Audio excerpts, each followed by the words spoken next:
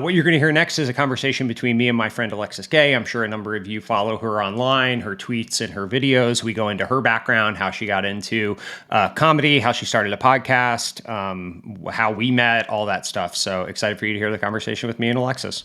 I am here today with my friend Alexis Gay. Alexis, thanks for doing this. Of course. I'm so happy to be here. Yeah. So maybe I'll give it a little bit of background on our relationship. So we met over the internet, over COVID. Yes. That's right. I think you had gone viral for a video. Okay. Which in this context was humor related. That sounds worse than so there was so you were doing content for a while. Yes. And you had a big video that broke through. That's right. That was in April of 2020. Beginning of the pandemic. That's right. Really early on. And it got thousands and thousands of likes and views. Yeah, it was anomalous for me in that I'd been creating stuff for a while working full-time in tech, but this particular video got an order of magnitude more attention. So it was about party in San Francisco, like what people say? Oh yeah, it was called Every Single Party in San Francisco, and at the beginning of the week before I posted that video, I had 950 followers on Twitter, and the most views any video I'd gotten on Twitter was about 1,000. And by the end of that week, when I posted that video, I had 15,000 Twitter followers, and it had 3.1 million views. Jeez. So when I say an order of magnitude, yeah, totally. No, very literally. That is actually what an order of magnitude means. And so that went viral. So maybe your work career at that point, you were working at Patreon. That's right.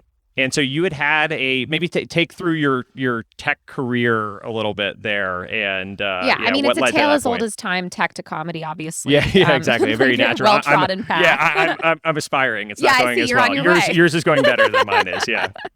So I was working in tech right out of college, and I worked at a small startup here in New York. I wanted to go further into tech, so I moved out to San Francisco. I worked at Twilio, API company for cloud communications. We were investors. Happy former investors. Yes, it worked out well for us. Same. Yeah.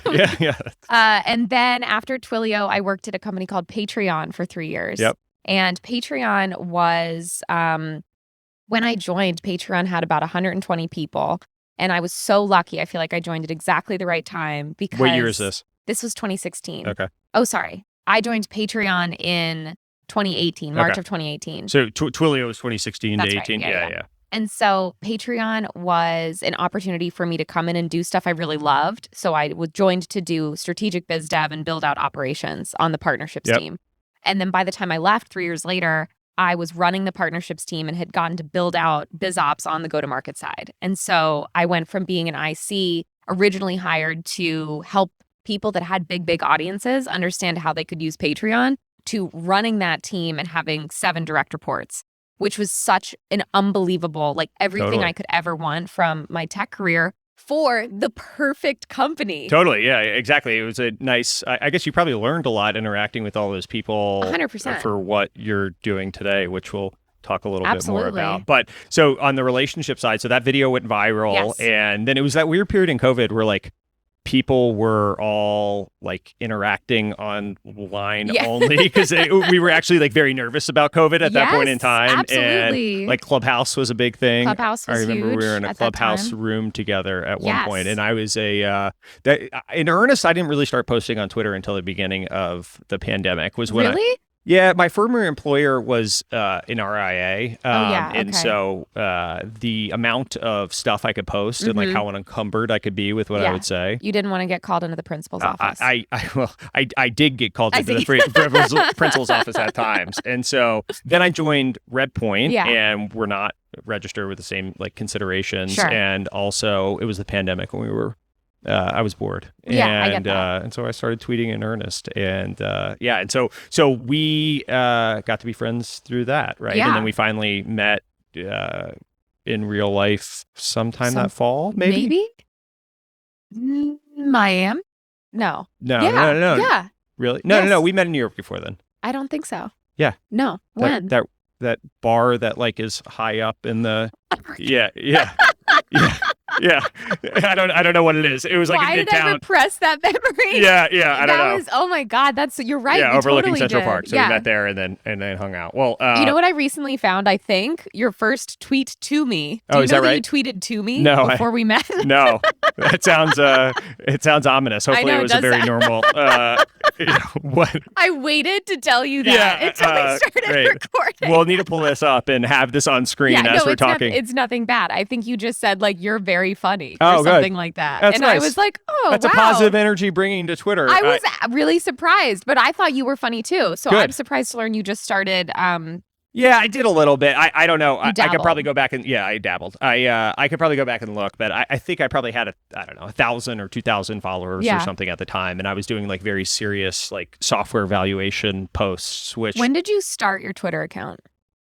2010. Okay. But it was, whatever. Yeah. I remember I was sitting in my college. It was my senior year of college, and I was sitting there, and enough people were talking about it that I was like, I need to figure out what this 100%. thing is, right? I mean, I probably in high school. Oh, is that right? Literally in the computer lab of our library in high school. Wow. Me and a couple of my friends. We're like, hey, let's get this Twitter. Let's get on Twitter. Has your handle stayed the same? No, I changed it. Yeah. My first handle was, this is going to date the moment when I got Twitter. Or was it like LaxDMB or something? Because that was like my AOL thing. Yeah, I was going to say, that sounds like yours. No, at the time that song that was like, A Baby, was popular, and my last name is Gay, so my first Twitter handle was A Gay. Oh, that's good. Mm-hmm. That's clever. Yeah.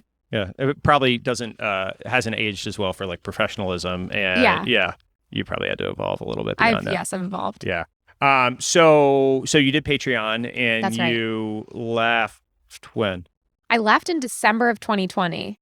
December of 2020. Okay, so in the middle of the pandemic, and so you had that breakthrough in April of 2020. You had been making videos and stuff before then? Yeah, totally. So was that kind of a side hustle thing that you were doing, and then it broke through, and then it continued to, I assume the videos after that did well, if you go from 950 followers. So, okay, also I love how Hobbies got rebranded as a side hustle. There was a time when hustle culture. Right. Well, there was a time when people did things because they enjoyed it. Well, I guess that's an interesting question of how much of it was a hobby that you were just entertaining yourself with, which versus, hey, I think that this can be something at some point, right? Because like I think of side hustle as maybe an ambition that is going to ultimately, maybe if it works out, translate to something versus hobby, you're just spending your time. Well, that's why I point out the distinction because this was never my intention to do this professionally, to leave my job, to leave tech and pursue comedy of all things or podcasting of all things. I genuinely just in 2017, while I was working at Twilio, I had moved from New York to San Francisco, New York, which has different career paths and different types of people and different things. And I moved to San Francisco, which has one thing, and it is tech. Yep. And I worked at a tech company, and all my friends worked in tech. The person I was dating worked in tech. Everything I did all the time was tech. I make a joke, by the way, of like New York famous people walk into a bar and it's like Derek Jeter or like Lauren Michaels or whatever, right? Michael Bloomberg. And in San Francisco, like famous person walks into the bar and it's like Reid Hoffman or, it's like nothing against Reid. He seems like a great guy, but like, that is so funny. He's not like a celebrity. It's so true. Yeah. 100%. And that, that sort of like one note vibe was something that started to feel kind of overwhelming, especially because I had come from New York, which had felt so rich culturally. And so going to San Francisco, I decided that a way to shake up my life would be to take improv classes. It was like this escape. I thought, okay, well, after work, I'll just do this. Because I'd grown up acting, and that was always something I'd really loved. And so improv was a way to kind of like act as a hobby. It had never occurred to me that choice would then become like doing comedy full time. Yeah. But improv classes is what led to making YouTube videos, which is what led to doing stand-up, which is what led to all of the comedy stuff culminating into what I do now. Did you ever think about doing like acting professionally?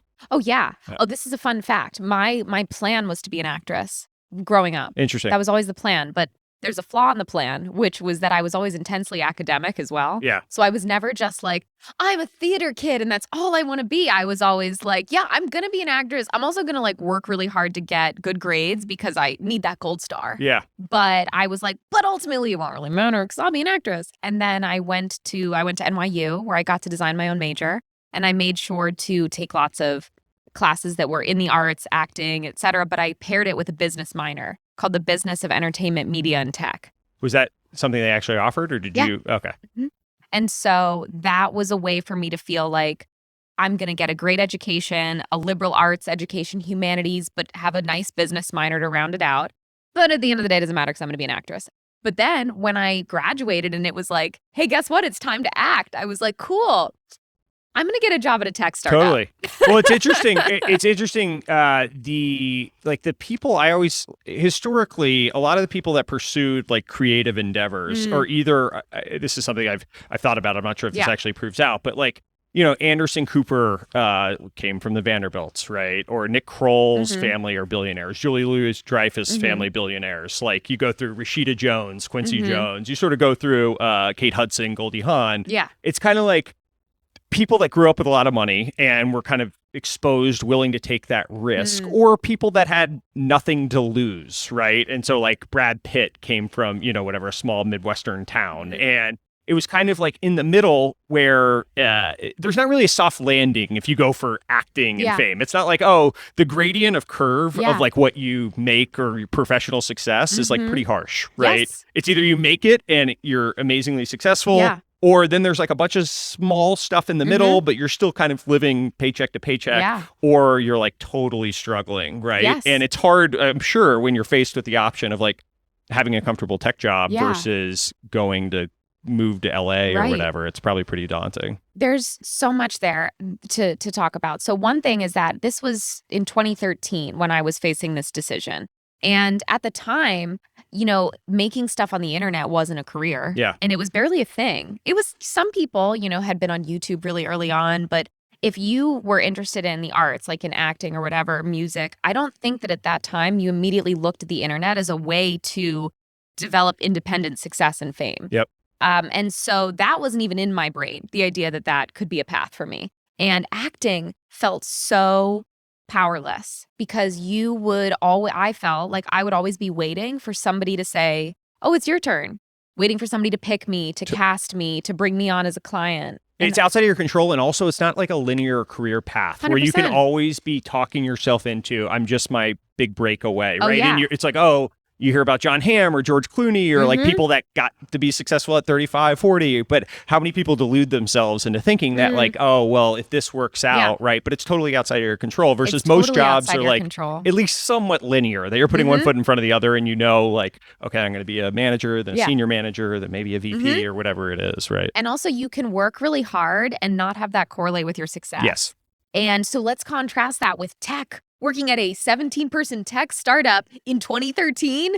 Come on. Yeah. All I had to do was show up on time, be nice, and say yes to everything. And that was my career strategy for 3 years. Totally. And it worked great. Yeah, totally. And it's a much more normal distribution of like, at the very top of acting, it's amazingly successful, 100%. right? You go down like 5% and you're like scraping to get by, right? Versus tech, if you're the very top, you're doing super well, but 5% down is so the creative element of it. So you were doing you were surrounded by all tech people in San Francisco, and you started to think about like I need some outlet, and so you started doing improv as a. Now, was comedy when you were acting? Was that like a thread that you thought about going down? Never. There was one moment when I thought about comedy as a way to act, and it was after I read Tina Fey's book Bossy Pants, and I was just like, I think it was 2010. I think I was a sophomore in college, and I was like, oh, I want to do this. I want to do what she did, and then I just didn't. What was her career path? I actually don't know. She came up through Second City. She did, through doing improv. Yeah, then SNL and writing comedy. and all that. Yeah, and then SNL and then 30 Rock. And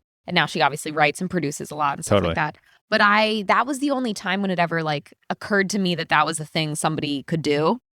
Something about reading her book, and she's such a role model. Yeah, she's amazing. But that was 2010, and I didn't end up doing it till 2020. So it took 10 years for that to actually come true. Well, and even then, like Second City's the one, right? It's like that's the and SNL is the one, exactly, right? And it's not like there's another. There's Twilio and there's Stripe and there's Page. There's a bunch of like successful companies. Exactly. It's not like there's one that like is the stamp on the resume to make it. And so you're doing improv classes. You're enjoying it? presumably. Obsessed. I remember the moment, the first time our team got a laugh. When you take improv classes, often there's like a grad show at the end, it's like making your adult friends come to a dance recital, but whatever. My exposure to improv, like Barry, basically. That's where I get most of my information about improv and acting classes. But yes, I get it. I get it. Have you ever done improv? No, never. Okay. Yeah, maybe in high school. Maybe my freshman year of high school, I took a drama class and I had to do like improv. Oh yeah. What was that enjoyable? Yeah, I guess so. I mean, not so much that I never took another class again, but yeah, I guess. All right, I would come. Just I would come to your improv show. You would. If you ever texted me and you were like, "Hey, Alexis, I have an improv show," I would come. I don't know if that's a text you're getting, but I would come to that. I just want you to know, if you need just one person to support you, I'll be in the front row. One fan. One fan. All it takes is one true fan. Actually, we thought it was 10,000. Then it was 100. It's actually one true fan. Only fan. If it's me, only fan. Yeah, exactly. Exactly. But anyway, so the thing about improv, you have these grad shows, and I literally remember the first laugh we got, and it was like a lightning bolt through my body. Like, I remember just getting off stage and just being like, wow, I want to feel that 1 million times. And you're at Twilio now. Mm-hmm. And so you're doing this and you're like, that's amazing. I want to keep doing this. And totally.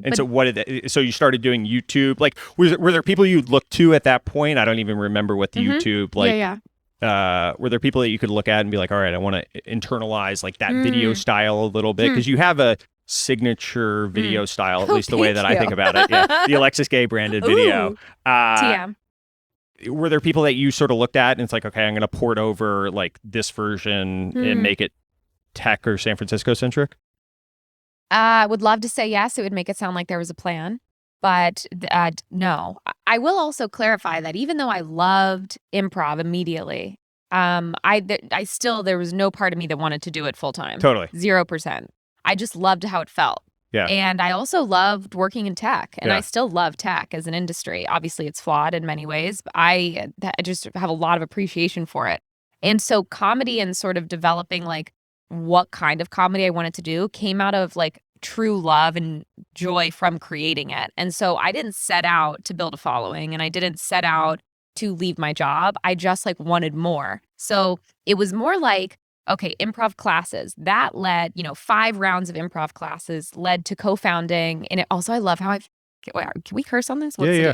I was going to say, I love how I fucking say founding an improv team. I know. You founded an improv team. Yeah. Oh God. Yes. I was a co-founder and COO of our improv team. And that co-founder and COO. I'm joking. Oh, okay. I was going to say, were there executive levels at this improv team? I just brought the vibe of a COO That's to our good. improv team. That's probably a true fact. You could interview some of my teammates and they'd be like, vibes. The spreadsheets are a little much, Alexis. Yeah. But I actually did have spreadsheets because we would put on shows in San Francisco and we would ticket them. And then that sort of led to YouTube videos because when I started working at Patreon, I had less time to do improv and perform live. And so I thought that YouTube would be a way for me to do it on my time and my terms. And in terms of an influence, my early YouTube videos are vlog style videos that have humor, but they are not what I now make. And that style is basically just my friend Jarvis Johnson style, but my version. And that's because he was a new friend of mine at the time. And he referred me to Patreon, and he was really into YouTube. And so he taught me like just through watching him and his style. That's how I developed like my first style, which by the way is very common, I think, in comedy, is to say, okay, I like this person and what they do. I'm going to do my version of that. And it feels like you do that enough times and you find your own style. Totally. No, I agree 100% with that. Wait, what is vlog style? Like, what was it? So it was like holding my DSLR camera on like a tripod, like talking direct to camera. But what I would do is I would script out my video and then I would tell a story to camera and go back and edit it with the quick cuts that are probably more closely associated with me now. But I would put in like production elements, like little sounds, or I'd have a lot of little visuals, and it would be telling a specific story. They were usually like 4 to 7 minutes long. So one was like the worst part about moving in with my boyfriend, and it was how he left his bike in the hallway of our studio apartment, which is truly one of the worst things that's ever happened to me. And it was just about like telling that story, or the story of what it's been like for my last name to be gay for my whole life. Like those little things that are specific to my experience, but told in like this direct to camera format with lots of cuts and production. What by the way, I'm glad you overcame that bike in the hallway thing. That was my struggle. Yeah, in your memoir, that's going to be a really overcoming at least obstacles 3 to 5 chapters. So, okay, so you're now doing these videos. You have one go super viral, and you're like, hey, did it fulfill the same thing that you got from improv? I assume different, right? Because you're not getting the immediate feedback in the same way. But similar, honestly. That's a great question. And I will add that in this moment in time, so it was April 2020, and I had been making these short little videos for a few weeks at that point. Though I had, at different points in my life, I had done them different. Well, this wasn't like the first time I ever made a short video. This was which number short video you published to Twitter? I think like maybe 4. Okay, so fairly early.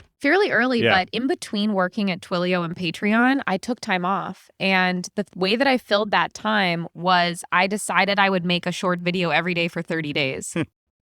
Because I'd never done it before. I've made videos when I was little with my friends, but I hadn't done it as an adult. And I knew I loved the feeling of video editing.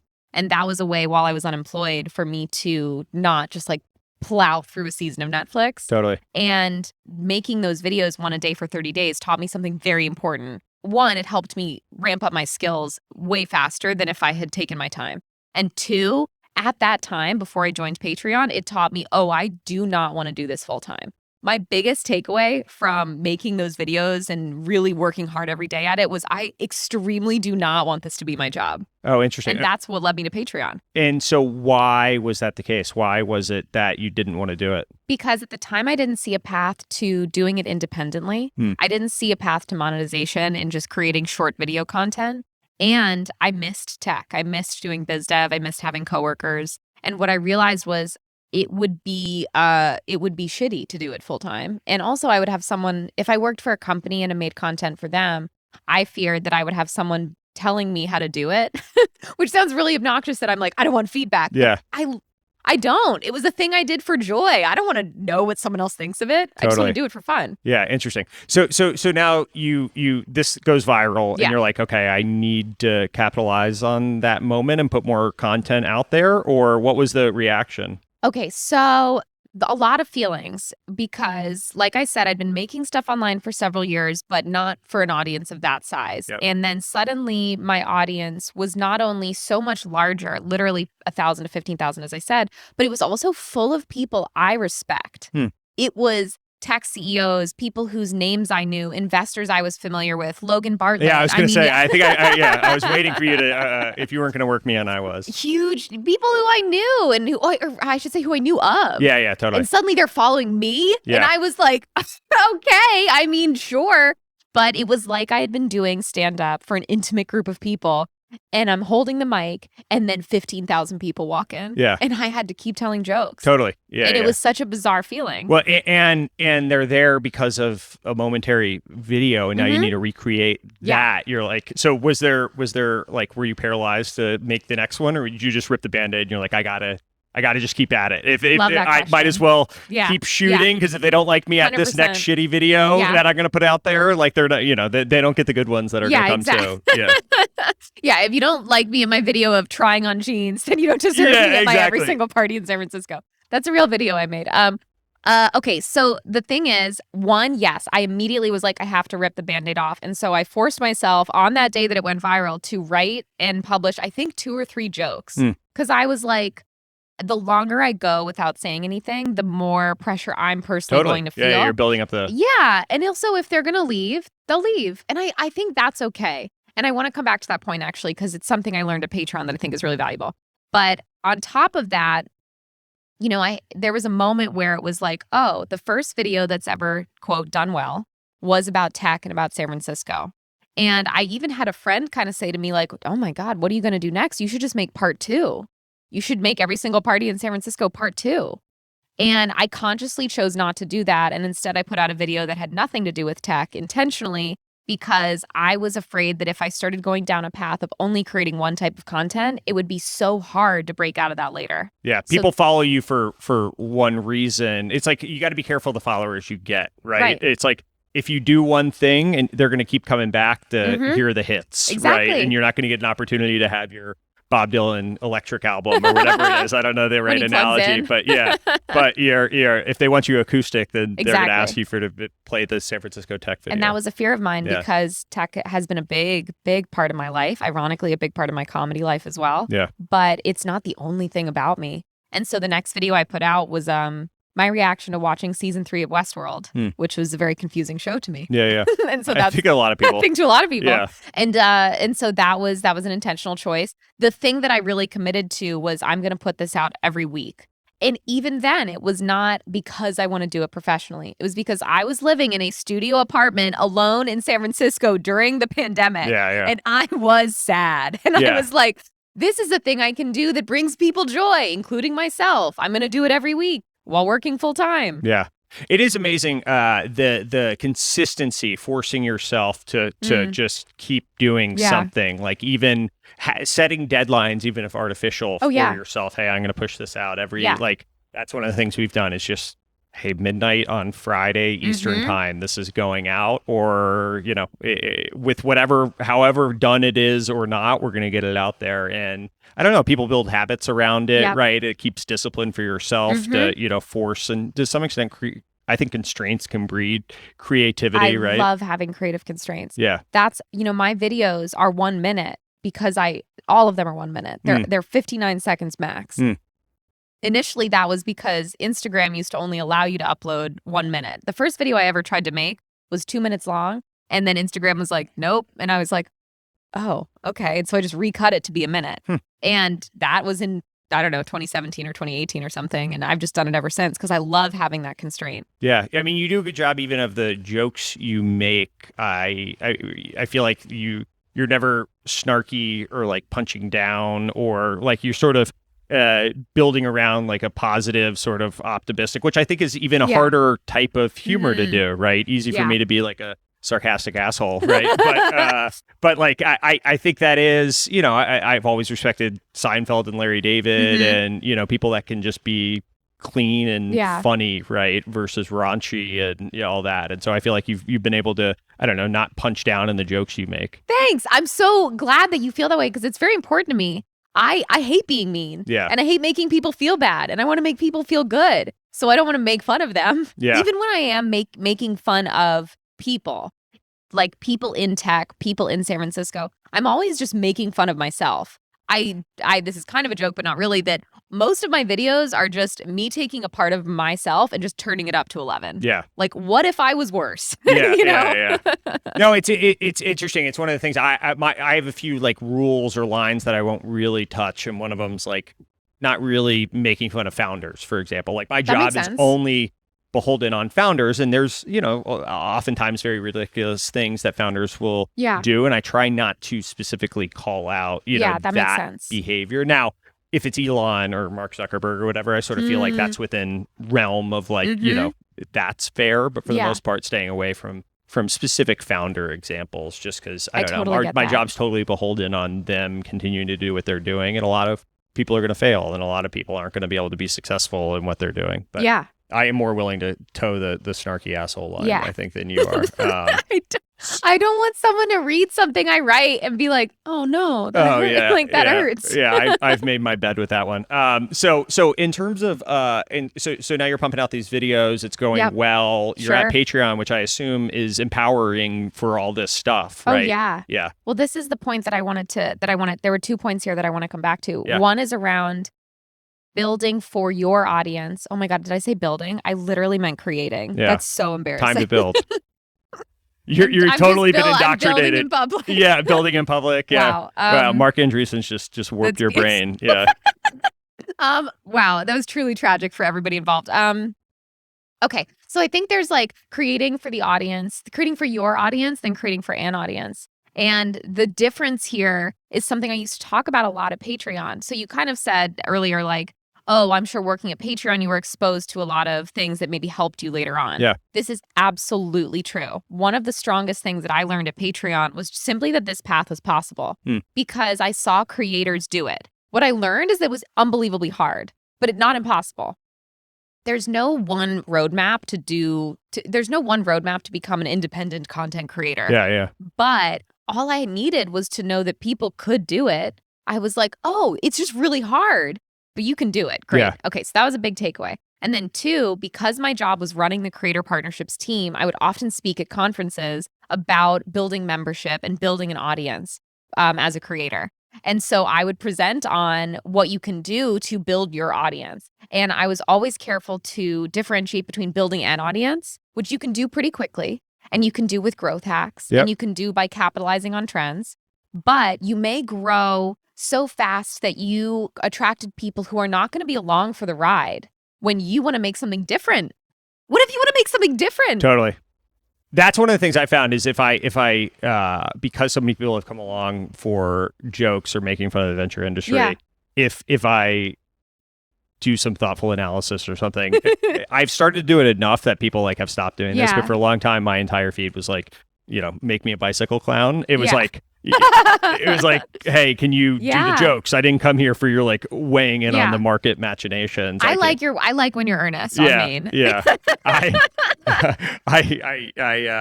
Well, it's good. I think I've started to get people used to, hey, I'm not only a jester. I can also, but that would be pretty tough. I don't think I would get to, I think my partnership would be pretty annoyed with me if I was just like cracking jokes walking into meetings. You're good at your job. I know. It's kind of funny. I try to keep that hidden. I don't tell a lot of people. I don't tell a lot of people that nobody's listening. Yeah, exactly. Hopefully that may be the case. We'll see. I'll report back on that. But please let me know. So you're having success. Yes. And when did it start to enter your mind, hey, I might be able to do this actually? Ooh, well, when did you start thinking about that sweet, sweet drug that are podcasts? The nectar that is the podcasting life. I had wanted to start a podcast for a long time. Did you actually? I really did. Yeah, honestly, I didn't. You did. I know you didn't. Yeah. I wanted to start a podcast because I was doing and still do scripted content. The videos I write are scripted. I write a script and then I shoot them and then I edit them. And it's also my face. It's so much of my face. Yeah. And editing takes a long time. So it's a lot of looking at my own face, saying words that I wrote. And so that is kind of exhausting in a specific way. And a podcast was so attractive because I was like, I wouldn't have to look at my face when I edited it. And then also it's improvised, depending on the type of podcast you do. Yeah. And so it started occurring to me, and this was probably, let's say, I'm going to say like late fall 2020, I wanted to start a podcast. So before I left, but I was like, it would be so great to have a way to put something out regularly that didn't rely on scripted and me being like the actor in it or whatever. And I knew that I wanted something repeatable because I knew I would want it to come out weekly because, as we just discussed, like putting stuff out regularly is important for growth. Getting your audience prepared and used to what you're going to deliver and then delivering on it is really key for engagement. And I knew that I didn't want to script it or do something heavily produced or narrative. So I settled on, okay, I know I want to interview someone every week. And then I went through like 1,000 concepts of what this podcast could be. And I backed into the show that I have today, which is non-technical, where I interview people from tech and business, but about everything except their resume. That took so long. I have docs that I've shared with you that are like all my different ideas, all my different name ideas, the cover art I designed and how I picked it and all that stuff.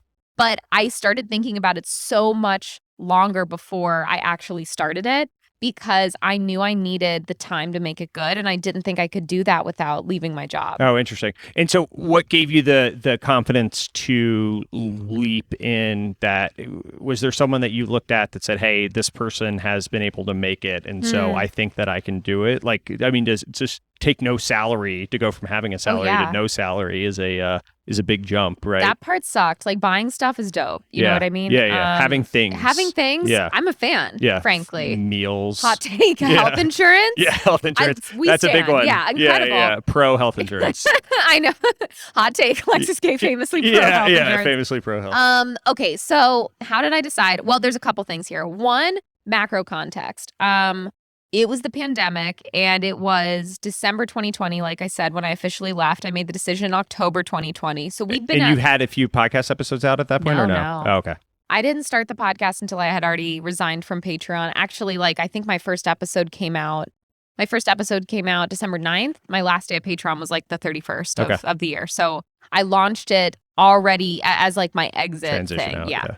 But, honestly, one of the big reasons that I felt empowered to leave was the world felt so unpredictable. I was like, I have no idea what's coming next. Just truly no concept of, obviously no one saw the pandemic coming.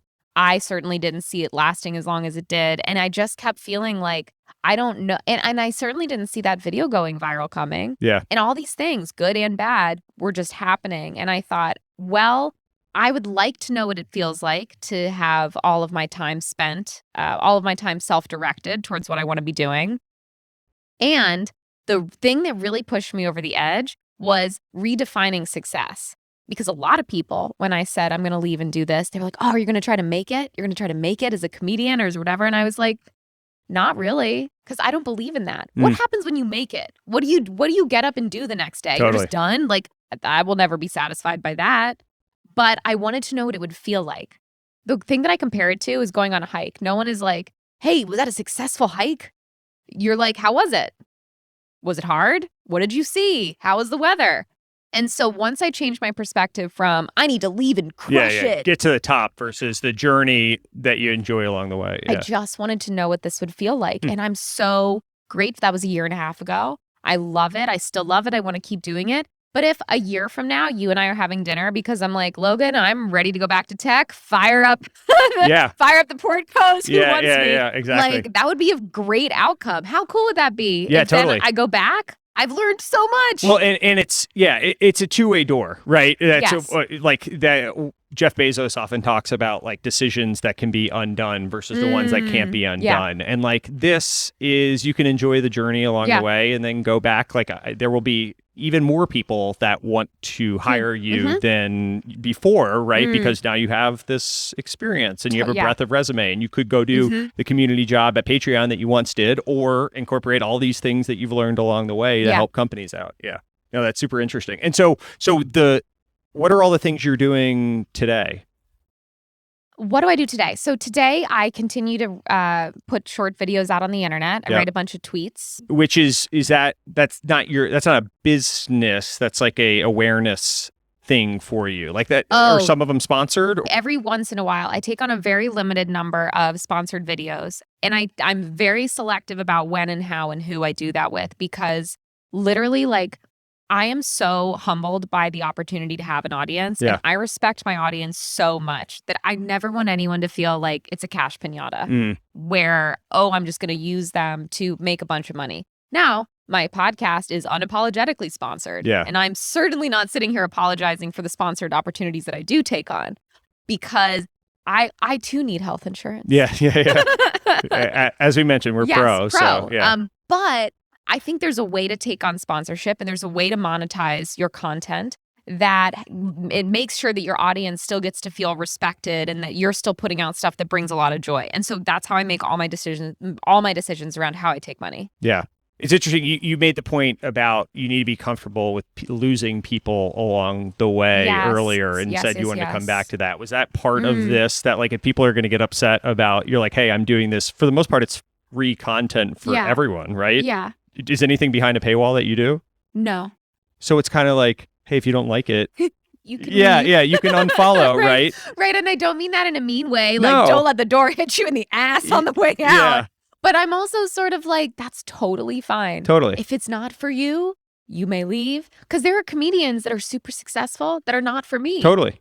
I don't have to follow them. Well, and on the internet, there's not like a finite amount of shelf space that exists. It's not like you're stealing someone else's spot. Right. And, I mean, maybe very literally on a timeline, like you might be showing up above someone else, but like, there's an infinite, I don't know how many podcasts there are, but there's hundreds of thousands At of least them 1 out there. trillion, I think. Yeah, exactly. In tech, sorry. In tech, that's right. And so it's like, hey, if you want to hear it, great. And if you don't, there's other, also totally fine. Totally fine. Yeah. And so the reason I wanted to come back to that point is that I don't know what kind of stuff I will want to make in 6 months or a year. I have some general ideas, but I want to make sure that the audience I'm building, that the people who are along for the ride are going to be just as stoked about that as they have been about everything else I've been making. Totally. And so that has been a very intentional choice to sometimes push myself to put stuff out that I'm like, I don't think this is going to get a lot of views, but I'm going to put it out anyway. Yeah. And that's important because I feel like having being able to put stuff out that's authentic to me, even if it isn't just like jokes about APIs and working from home, is super important. You know the hits, like, what's going to work. Sure.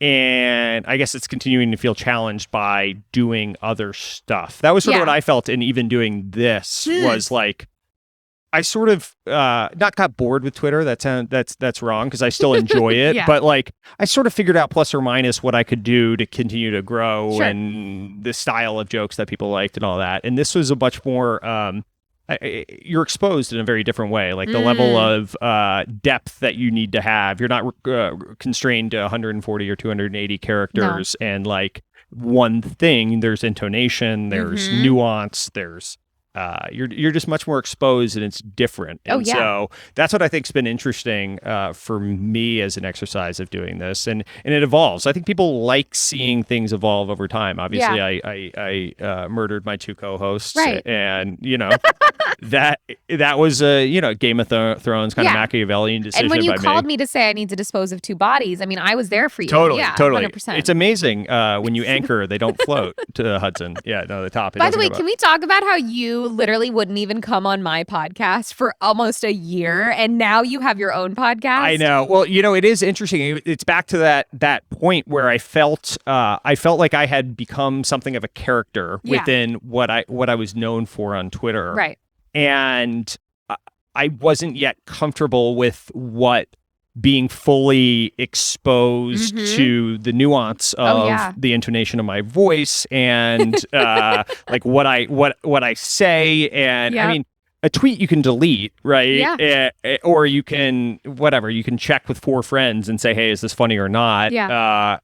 But once you press publish on this or a video or whatever it is, a podcast, you're totally exposed, right? It's out there, baby. It's out there. And if you misspoke, it's not like you don't get to go back and edit that word that word out in the same way, right? And so I was uncomfortable with what that was going to look like. Especially when it's someone else doing the editing. Yes. I'm so much more comfortable recording on my show than on someone else's. Yes. Because ultimately I have control over the edit, and if I say something where I'm like, oh, I should not have said that.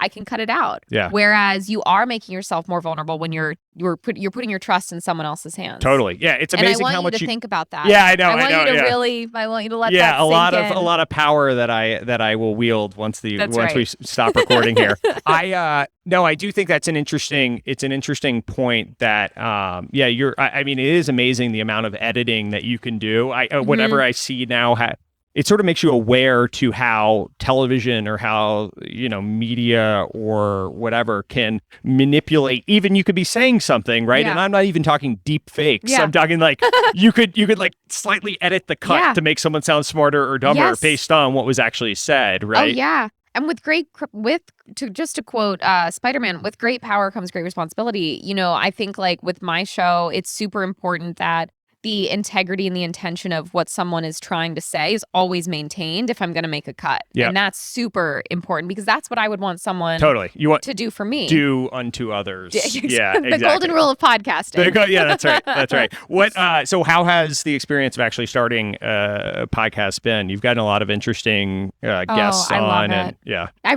really am astounded and also humbled. How many times can I say humbled on this podcast? A lot. Okay. You're among VCs, so we're used to being humble. I'm super humbled by how many incredible guests I've been able to have on. Obviously people like Mark Cuban and Chris Sacca, those were Kara Swisher. These are like big guests for me. Logan Bartlett, etc. Yeah, exactly. But the process of doing it has been so rewarding. Like, I love tech and business.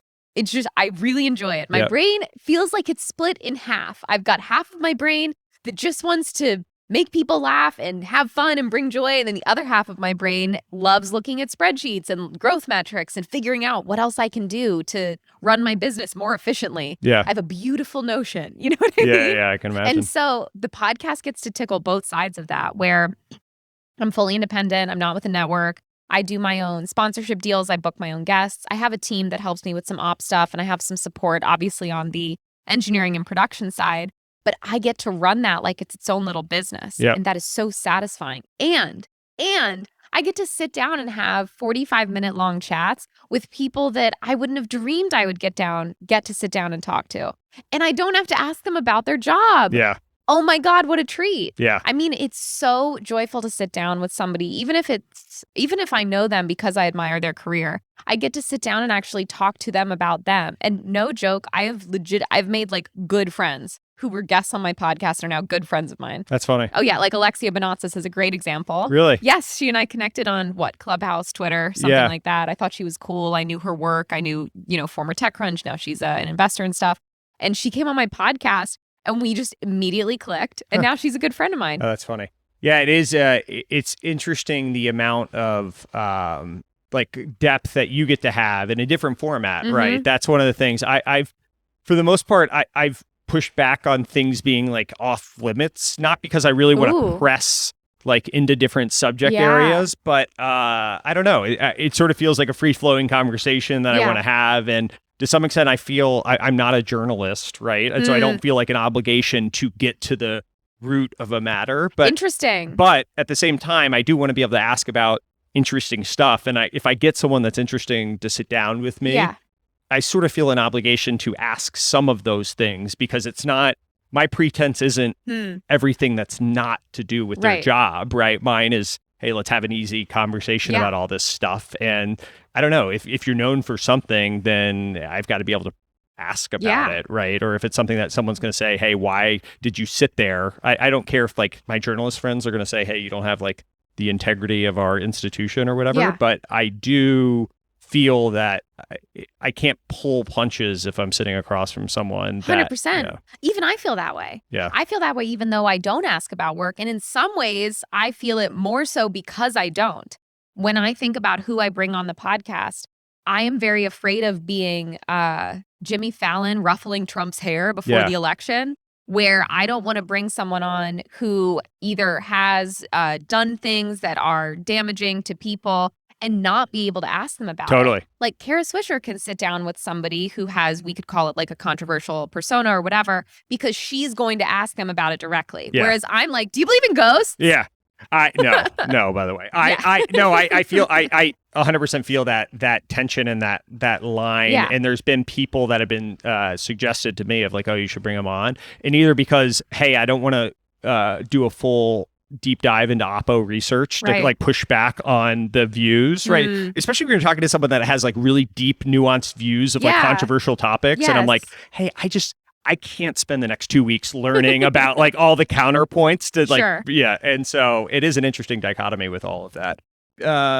Now you're doing, so you have the podcast. Yes. You're doing some sponsor videos. You're doing some like advisory or what's the business? You don't have a fund, which seems to be the thing that a lot of people do. I have a fund.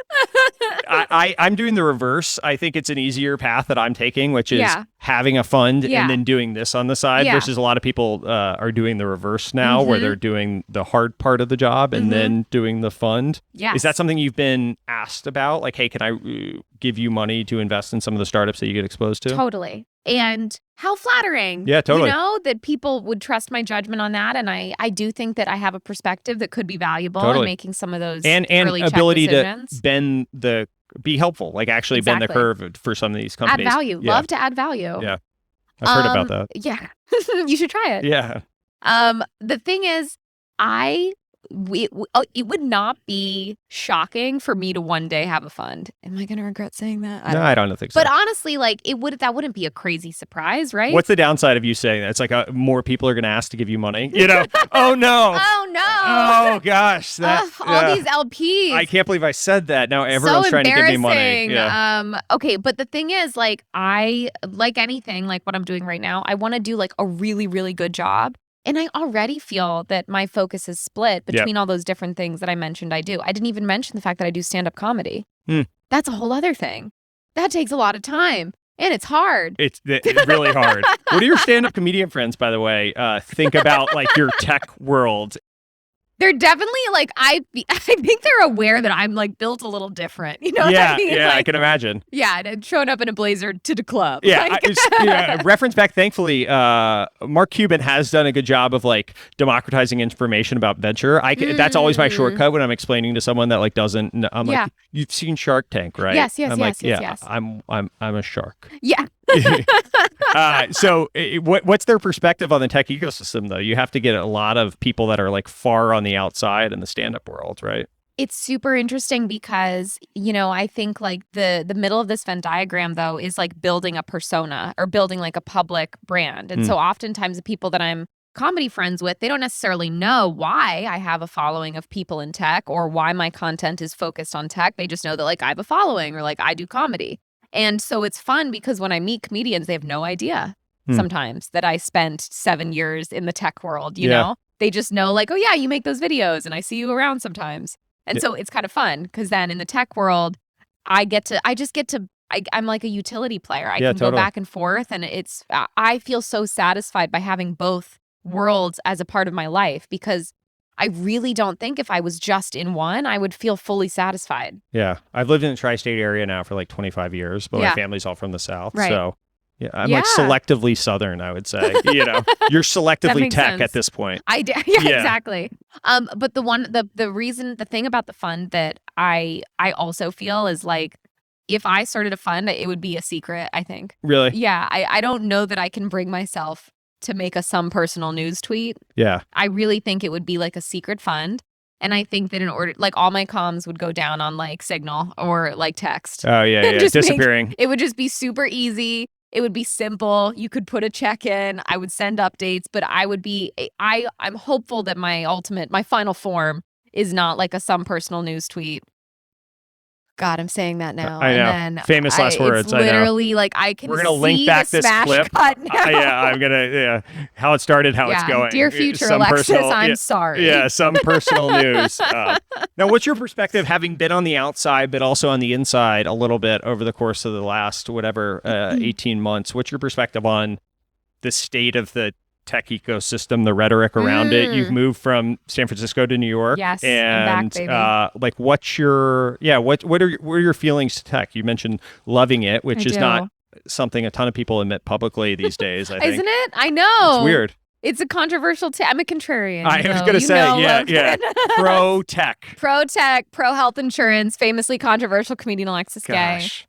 Well, here's the thing. You know, we're recording this in May 2022. Yeah. Wow, I forgot what time it is. But the reason I bring that up is that something I say about the tech ecosystem now, it's going to be like very different over the next few years, because we are, of course, at the end of I don't want to be pessimistic, of course, and say like, I think it's safe to say. But I would say the consequences of some of our more laissez-faire attitude towards funding and investing and starting companies and valuations is certainly coming to a close, or at least coming to a bit of a downturn.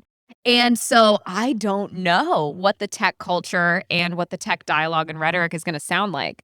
My ears are certainly, my antennas are up. My antenna? Yeah, antenna. I'm listening is the point. Because we are moving away. I think we will see moving away from some of the bravado around funding announcements. It's not going to be as easy, right? To make some of those big, impressive claims and stuff like that. And so I'm curious to see how people in tech are going to still hype themselves up, you know? I wonder if it'll be like just hyper humility. Do you know what I mean? Totally. Because that's the thing in tech too, is to just be like, I'm failing in public. Yeah, no. I mean, I think it's a good point. I think a lot of the like more cringy things over the course of the last couple of years were a function of the exuberance, right? And just that do no wrong that existed. And so it'll be interesting now that there's going to be, there is this pullback happening. It'll be interesting to see how tech gets covered, right? Because we're also going through this period of time where tech is being covered in a way that was historically reserved for Hollywood or sports or right? politics, right? Seriously. And rightfully so. Yes. You have these people that are insanely wealthy and influential, and so it seems and like the platforms that they've created and the services they've created the impact on the world is just crazy, integral to our lives instead of like some silly little thing in a garage. It's totally. like, no, it's Uber, the thing that millions of Americans use every day to totally get around. And like how many employees are made on it, yes, right? 100%. And so I think but it'll be interesting as those two things are happening with the rhetoric and all of that. I don't know exactly how you could see those two things coming together and having it be really negative and dark, or you could see like more of a reset to. I don't think it's going to go negative and dark from a coverage standpoint. From a coverage standpoint, that's actually a great question.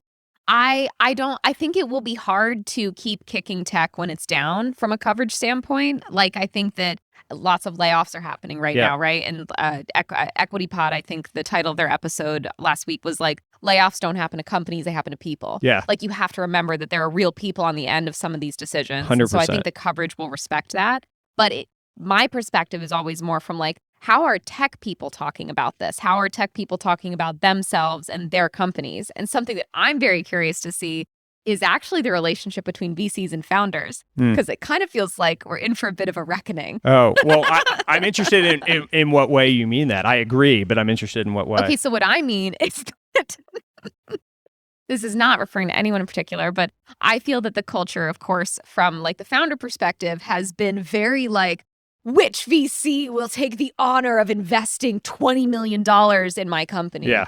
And now these are things you can say that I can't, what you're about to say right now. Yes. Okay. Well, and now I'm just a little bit curious, when the funding climate is not so friendly to founders, are we going to go back to the flip of founders really having to hustle to prove that they are the right founder, instead of what I'm seeing now, which is VCs, present company included, having to find ways to differentiate themselves and build brands so that founders will graciously accept their funding. I think we went from 100% on one side to 100% of the other side. And I think it's going to reach a little bit of an equilibrium that's healthy on both sides, where there is mutual respect. Some of the stories that I had heard of, just the last year, it's been pretty wild. Yeah, I've heard. I hear that stuff too, right? Totally, like private plane flights to different islands, right, and like different celebrities, or just like the hubris of being like coming out of demo day, being like, here are the terms, I'm not negotiating, send me a DocuSign. Totally. What? Yeah. That's a thing. Yeah.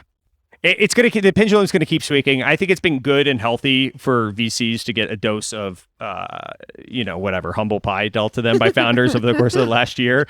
I do think it probably went too far one way. And so hopefully. How's your bicycle, clown? Yeah, exactly. Exactly. Yeah, that's right. That's right.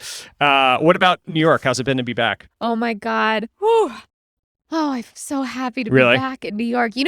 I will say this, I don't hate San Francisco. Yeah. I'd like to go publicly on the record. Wow. Because often people, I meet people and they're like, oh man, you really don't like San Francisco. Yeah. That's not true at all. People seem to view it as a zero-sum kind of thing. Like you can't respect one geo and another. You have to pick one and dunk on San Francisco. Which there's plenty to dunk on in SF. There's plenty to dunk on in New York as well. And then also I think tech becoming so, oh my God, I'm going to say decentralized, but whatever. No, that works. Tech becoming decentralized outside of the major hubs. I think also there's a lot of, opportunity there for levity as well. But the thing is, like, the difference for me personally between San Francisco and New York is that in San Francisco, I never felt like I fit. And in New York, I'm from Connecticut. I'm from the East Coast. I went to NYU. I've lived in New York for several years before. Like, this feels more like my city where I fit in. Yeah, that's great. I'm glad we were able to do this. Anything I didn't hit in all of the stuff? I mean, I quite literally wouldn't be doing this without you sort of helping me initially figuring out what software to use and how to go into this. And so if anyone's listening, they're not only listening to you, but this wouldn't be a thing without you telling me like what tools to figure out and all that stuff. Wow. So thank you for all the help in getting this going. Oh my gosh, you're so welcome, Logan. Wow, Ernest on Maine once again. We'll see if ultimately I thank you when all is said and done here. Yeah, you yeah, know, like I right know. now I'm feeling pretty good, but Yeah. it could be 6 months and it's just a really dark hole. No one will come on. I'm canceled for some reason. I say something on the, You this is made it my through my line show about without getting canceled, which I thought was pretty good. Yeah. Yeah, that was You nice. gave me some editorial control Yes, I that we did. didn't ultimately use, but That's right. you at least checked in with Of me. course. Yeah. Yeah, as long as I stay away from like the Uyghurs, I think that was what got Chamath canceled for a little bit. So as long as I don't weigh in on like humanitarian crises, That does seem like a good, maybe just, I think that's right. yeah. I think that's the one that has gotten people in trouble thus far. So what you're saying is that you don't care about humanitarian crises. That is below my line. What I heard was that Logan Bartlett famously doesn't care about humanitarian issues. That's right. Yeah, That's okay, right. If that it makes doesn't sense. benefit the pod, then 100%. yeah. I am so appreciative to have come on. This was such a treat. This is fun. I feel like honored that anything I did or anything I shared with you has helped you do this, because I'm a fan and I'm super excited. And every time I see you're doing well, I'm like, oh, yes, I love that. I literally love seeing my friends do well. It's fun. I think some people that don't do this stuff view it as zero sum, that like, hey, that we're competing for spots. Yeah. And it's just not that, right? I mean, I guess it's some extent people will choose what they want to listen to, 100%. but I have offered, no one's taken me up on it, but like if someone wants to get a podcast going, I've offered to like help. Of course. Come out with a little primer Always. of like what to do it. It's actually not that easy, right? No, it's not easy. Yeah. And but I think the more people doing this, the better. So there will not. No one is going to do a better job at being you and creating stuff from your perspective than you are. And so in that way, there is no such thing as true competition. You might be creating a similar show to someone else, talking about similar topics, having similar guests, but ultimately, like, you're the only one that can do the best job at like your perspective. And I think about that all the time in comedy and in whatever else I do in my podcasts and stuff, because if I take too much time to look around and compare myself, who does that benefit? Yeah. Nobody. So I look upon you, and I'm very, very excited about everything you're doing. Yeah, well, thank you. But again, don't forget where you came from. I know. I will not. You certainly deserve when a lot I of credit come back this. for a job in tech, I just want you to remember. I 100% will. Again, be careful what you say on here. And People are going to be coming back. Check. And the first LP check. Great, I'll do glad we're both on of the that. record. Okay, cool. Well, thanks for doing this. Thanks, Logan. This was so fun.